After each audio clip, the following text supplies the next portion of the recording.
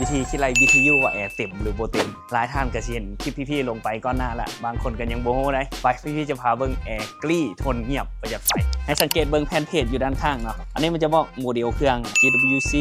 12 AW CXD อันนี้เป็นรุ่นของเครื่องเนาะให้สังเกตเบิ้งนี้ Cooling Capacity ตัวนี้ 3,839 วัตต์เอา Cooling Capacity เด้อ3893ให้ลูกค้ามาคูณเลยอันนี้มาตรฐานเลยเด้อ3412อันนี้เป็นอัตราการคิดไรอันนี้คืออยู่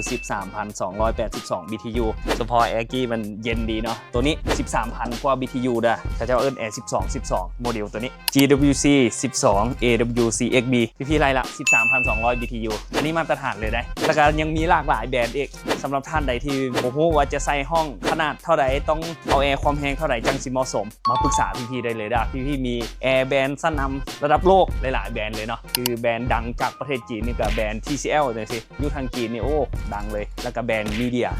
หรือมีเดียแล้วก็ยังแบรนด์ทางญี่ปุ่นมีเส้นเดียวกันนี่แบรนด์ดังจากญี่ปุ่นเลยไดกินเลยสิมีครบพร้อมทรงทุกขนาดทุกความแรงกันเลยสำหรับท่านใดยังบ่ฮู้ว่าฮั่นพวกเราตั้งอยู่ไสนี่พี่ขึ้นหน้าจอนี่ให้เลยด้า